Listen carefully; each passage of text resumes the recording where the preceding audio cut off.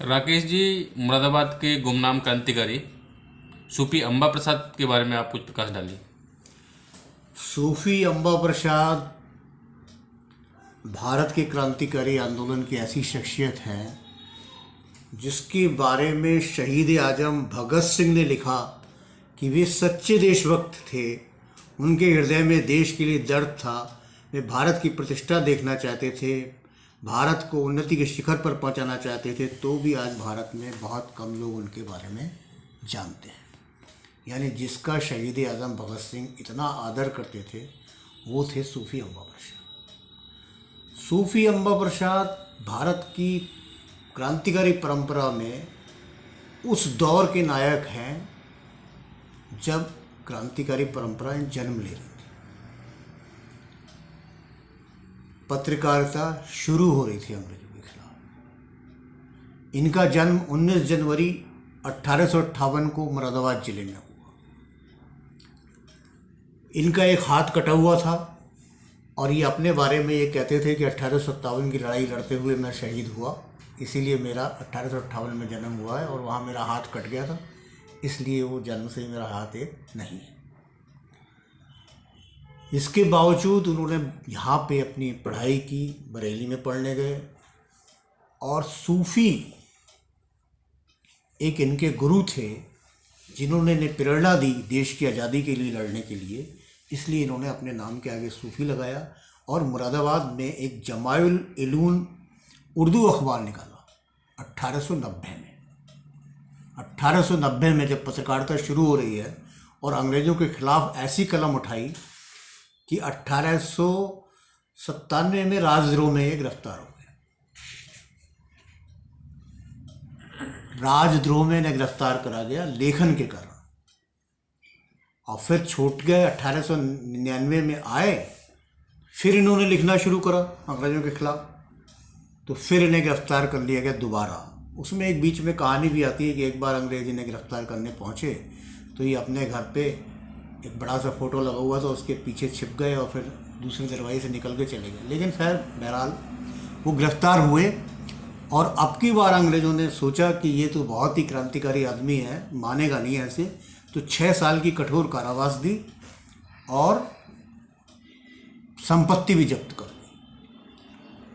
लेकिन 6 साल में वो टूटे नहीं और उसके बाद जब वो वहाँ से जेल से छूटे तो उसके बाद चले गए पंजाब, और पंजाब में हिंदुस्तान अखबार में काम करने लगे। इनकी प्रतिभा और इनके दिमाग की ताकत को देख के, कायस्थ परिवार में जन्मे थे, बहुत प्रतिभाशाली थे, तो अंग्रेज़ों ने इन्हें उस समय ये ऑफ़र दिया कि आप पंजाब में अगर हमारे लिए जासूसी कर दो तो हम 1000 रुपये माह आपको देंगे और आप अखबार में काम करते रहो।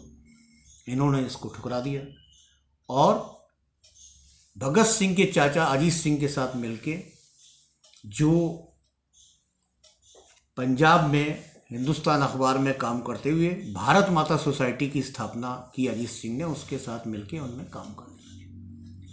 और हम लोग सभी जानते हैं देश का एक प्रसिद्ध आंदोलन पगड़ी संभालो जट्टा आंदोलन जो अजीत सिंह ने किया था, उस किसान आंदोलन के पीछे भी ये माना जाता है कि सूफी अम्बा प्रसाद की दिमागी ताकत का बड़ा योगदान था। इस समय सूफी अम्बा प्रसाद भगत सिंह के घर में अक्सर रहा करते थे और इसी समय भगत सिंह का उनसे परिचय हुआ और भगत सिंह के विचारों को परिपक्व बनाने में भी सूफी अम्बा प्रसाद का काफ़ी योगदान दिया। इसीलिए अपने एक गुरु के रूप में भगत सिंह सूफी अम्बा प्रसाद का वर्णन करते हैं।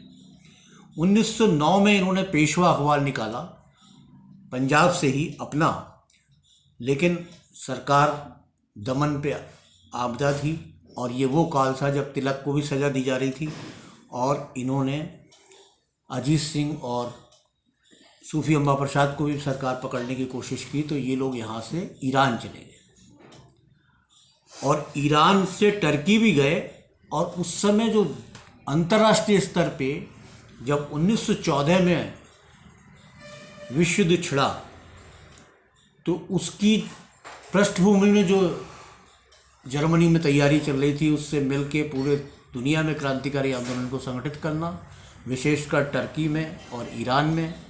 और उसके बाद 1914 की लड़ाई में इन्होंने एक फ़ौज बना के ईरान में भारत की मुक्ति के लिए अफगानिस्तान की तरफ से आक्रमण करना। जैसे सुभाष चंद्र बोस ने आज़ादी फौज बनाई, तो उसका पहला दौर सूफी अम्बा प्रसाद ने भी भारत के क्रांतिकारियों से मिलके यहाँ लड़ाई की। हम लोग जानते हैं कि इस समय राजा महेंद्र प्रताप ने एक स्वतंत्र सरकार का गठन भी कर लिया था अफगानिस्तान में, तो ये इनका योगदान था। उसी काल में इन्होंने ईरान पे भी, चूंकि आक्रमण हुआ है इनका, तो ईरान के क्रांतिकारियों को भी ट्रेनिंग दी इन्होंने। तो शीरान शहर में ईरान के रहते हुए इन्होंने क्रांतिकारियों को ट्रेनिंग दी, और इसलिए ईरान के भी बहुत से क्रांतिकारी सूफी अम्बा प्रसाद को अपना गुरु मानते हैं।